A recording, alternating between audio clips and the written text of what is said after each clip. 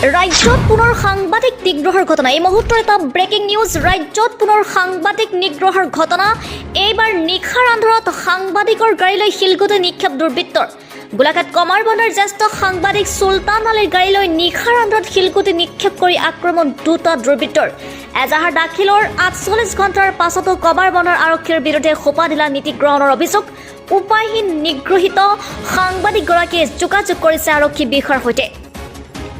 ঘটনা অনুসৰি বিগত ৯ জানুৱাৰী নিশা প্ৰায় ৯:৩০ গোলাঘাটৰ পৰা কমাৰবন্দৰ নিজ গৃহলৈ উভতাৰ পথত কমাৰবন্দৰ বামুণগাঁও বকলাই চুকত দুই দুৰ্বৃত্তই অকস্মাতে জ্যেষ্ঠ সাংবাদিক চুলতান আলীৰ এল্টৰ বাহনলৈ বুৰি নিক্ষেপ কৰে দুটাকৈ প্ৰকাণ্ড শিল আৰু দৈৱক্ৰমে শিলগুটি দুটা গাড়ী গ্লাছত নালাগি দৰ্জাত গৈ পৰে। ঘটনা সংঘটিত কৰাৰ পাছতে হতচকিত হৈ ভুক্তভোগী সাংবাদিকগৰাকীয়ে গাড়ীখন কিছু নিলগত ৰখাই উভতি চাবলৈ যাওঁতে দুজন যুৱকক পলাই যোৱা প্ৰত্যক্ষ কৰে। তেনেতে স্থানীয় ভাস্কৰ বৰা নামৰ এজন যুৱকক পলাই যোৱা দেখা যেন সন্দেহ হয় সাংবাদিকগৰাকীৰ। এই ঘটনাৰ সন্দৰ্ভত ততাতৈয়াকৈ সাংবাদিকগৰাকীয়ে কমাৰবন্দৰ আৰক্ষী চকীৰ ভাৰপ্ৰাপ্ত বিষয়াগৰাকীক ফোনযোগে অৱগত কৰে যদিও বিশেষ কোনো পদক্ষেপ গ্ৰহণ নকৰিলে ভাৰপ্ৰাপ্ত বিষয়াগৰাকীয়ে। পিছদিনা সমগ্ৰ ঘটনা বিৱৰি সাংবাদিকগৰাকীয়ে এখন এজাহাৰো দাখিল কৰে কমাৰবন্দৰ আৰক্ষী চকীত। কিন্তু ঘটনাৰ ৪৮ ঘণ্টা উকলি যোৱাৰ পাছতো অভিযুক্তক গ্ৰেপ্তাৰ পৰিৱৰ্তে অভিযুক্তৰ সৈতে মিলামিছা কৰিবলৈ কমাৰবন্দৰ চকীৰ ভাৰপ্ৰাপ্ত বিষয়াগৰাকীয়ে সাংবাদিকগৰাকীক ফোন কৰা বুলিহে উঠিছে অভিযোগ। উপায়হীন সাংবাদিকগৰাকীয়ে ইতিমধ্যে গোলাঘাট আৰক্ষীৰ শীৰ্ষ বিষয়াৰে যোগাযোগ স্থাপন কৰি ন্যায়ৰ বাবে আহ্বান জনাইছে।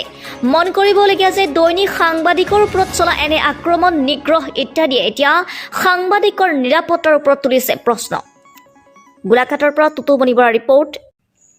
মই জনোৱা হৈছে বিষয়টো আই চি এ বিশেষ এতিয়ালৈকে মানে লোৱা হোৱা নাই। তেওঁ এতিয়া ফোন কৰিছিলে, মোক কৈছে যে আপুনি আহিবচোন, তেওঁলোককো মাতিছোঁ, কিবা মিলামিচা হয় নেকি। এতিয়া এইটো মিলামিচা কৰা কিবা কথা আছে নেকি? আপুনি চাওকচোন, যে মিলামিচা কথা আহিবই নোৱাৰে। এতিয়া তেওঁলোকৰ এইটো আইন শৃংখলাজনিত বিষয় এইটো। আজি মোক কৰিছে, কাইলৈ সাধাৰণ মানুহক আজি বেলেগ কৰিব। গতিকে কিমান অঞ্চলটো এটা বদনামৰ কথাত আহি গৈছে। আৰু গোলাঘাট আৰক্ষীকটো আপুনি বিভিন্ন সময়ত সহযোগ কৰিছে, তেওঁলোকৰ বাতৰিসমূহ যুগুতাই পেলাই। হয়। এতিয়া আপোনাৰ ক্ষেত্ৰত গোলাঘাট আৰু মই লগে লগে আমাৰ গোলাঘাটৰ অ'চিক মই ফোন মাৰিছোঁ দেই, আৰু অ'চিয়ে মানে লাইনটো মই বিজি পাইছোঁ, কিন্তু তেওঁ কল বেক কৰিব লাগে কি হৈছে ঘটনাটো। হয়তো ইয়াতকৈ বেলেগ কিবা হেৰিও হ'ব পাৰে, কাৰণ আমি কিবা এটা ঘটনা হৈ গ'লে লগে লগে পুলিচক ইনফৰ্ম কৰোঁ, কাৰণ পুলিচ আৰু সাংবাদিকৰ এটা হেৰি হৈছে, সমন্বয়ৰ হেৰি থাকে। গতিকে লগে লগে কথাটো অলপ মানে সমন্বয়টো ৰাখিব লাগে মানে, আৰু ইয়াৰ উচিত এটা তদন্ত হ'ব লাগে। মানে মই বিশেষকৈ কথাটো কৈছোঁ কি, যে আজি মোক হৈছে, কাইলৈ যাতে এনেকুৱা এটা আৰু ডাঙৰ এটা ঘটনা যাতে হ'ব নালাগে যাতে। ঠিক আছে। 9:20 হৈছে। সেই সময়ত মই গোলাঘাটৰ পৰা মোৰ মানে ডিউটি কৰি মই ঘৰ অভিমুখে গৈ আছোঁ। মানে ঘৰ পাবলৈ 1 কিলোমিটাৰ বাকী থকা অৱস্থাতে সেই অঞ্চলটো মানে বকলাই বামুণগাঁও বকলাই চুক বুলি কয়, সেইডোখৰতে মানে দুটা ল'ৰাই ডাঙৰকৈ একদম ডাঙৰকৈ দুটা পাথৰ মাৰিছে। মানে মোক মানে উদ্দেশ্য কৰি মাৰিছে। আচলতে গাড়ীখনত মানে ঠিক গ্লাছত পৰা সাধাৰণতে মোৰ ডাঙৰ বিপদেই হ'লহেঁতেন। মানে গ্লাছত নপৰি মোৰ ওপৰলৈ আচলতে ভাগ্য ভাল, মোৰ গ্লাছৰ 6 ইঞ্চি তলত মানে দুটা পাথৰ পাৰিছে। তাৰপিছত মই গাড়ীখন হঠাৎ ৰখাই পেলাই চালোঁ, মানে গাড়ীখনত মানে দাগ বহি গৈছে, ভালকৈ মানে ফুটা ওলাই গৈছে। আৰু তেনেকৈ ওচৰতে মোৰ এজন সাংবাদিক বন্ধু আছিলে অভিজিত নাথ, তেওঁক মই মানে মাতিলোঁ। লগে লগে আহি পেলাই আমি চালোঁহি মানে ঘটনাস্থলীতে, তাত দুটা ল'ৰা দৌৰ মাৰি পলাইছে মানে। তাৰপিছতে পলাই আমি টৰ্চ মাৰি চালোঁহি। তাৰপৰা লগে লগে পুলিচকো আমি জনালোঁ, পুলিচকো ঘটনাস্থলীলৈ আহিলে। আমি যিজন ল'ৰা আমি সন্দেহ কৰিছোঁ, তেওঁ পিছফালেও আমি গৈছোঁ পুলিচৰ লগত। দুটা মটৰ বটল পাইছোঁ। কি নাম ল'ৰাটোৰ নাম ভাস্কৰ বৰা। ইতিমধ্যে এজাহাৰ দিছে। মই এজাহাৰ লগে লগে দিছোঁ মানে। তেওঁৰ নাম দিয়া হৈছে। মানে সন্দেহ কৰিছে যে তেখেতে হ'ব লাগিব, মানে নহ'লে তেওঁ সেই ঘৰটোত কিয় সোমাব। হয়। তাৰপিছত মটৰ বটল পাইছে। তাৰপিছত মটৰ বটলত দুটা মটৰ বটল পাইছোঁ মানে। ক'ত পাইছে? তেওঁলোকৰ ঘৰৰ পিছফালে। আৰু লগত তেওঁলোকৰ দুটা ল'ৰা আছে সন্দেহ কৰিছোঁ মানে। আৰু ওচৰৰ কাষৰ মানুহক মই সুধিছোঁ যে আপোনালোকে কিবা মানে এনেকৈ গম পাইছে নেকি, যে তেনেকৈ সুধিছে যে এনেকৈ শব্দ পাইছোঁ, ডাঙৰকৈ শব্দ মানে তেওঁলোকে কি শব্দ বুলি গম পোৱা নাই, আৰু দৌৰ মাৰি যোৱা শব্দ পাইছোঁ মানে তেওঁলোকে। আৰু তাৰমানে সেই ঘৰৰ কাষৰ মানুহবোৰ আমাৰ লগতে তেওঁলোকেও মানে টৰ্চ দি পেলাই এনেকৈ বিচাৰিছে।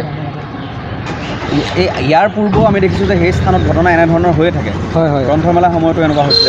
মই মানে সাংবাদিক হিচাপে কথাটো মই অনুসন্ধান কৰিছোঁ যে যেতিয়া মই গোটেই কথাবোৰ বিয়পি পৰিছিল, তেতিয়া শালিকীয়াহঁতৰ নৱজ্যোতি শইকীয়া বুলি এজন ল'ৰাই মোক কৈছে যে গ্ৰন্থমেলা আজি অলপ দিনৰ আগতে গোলাঘাটত গ্ৰন্থমেলা হৈ গৈছে। গ্ৰন্থমেলাৰ পৰা তেওঁ উভতি যোৱাৰ সময়ত ঠিক 1 মান বাজিছে, দুটা ল'ৰাই মানে তেওঁক আগুচি ধৰিছিল। তাৰপিছত তেওঁ অলপ হৃষ্ট মানুহ মানে। কিমান বয়স হ'ব ল'ৰাকেইটা? ল'ৰাকেইটা 18-20 বছৰ পাই যায় এনেকুৱা। আপোনাকো সেই সিমান বয়সৰ ল'ৰাই? সিমান বছৰ বয়সৰ হ'ব।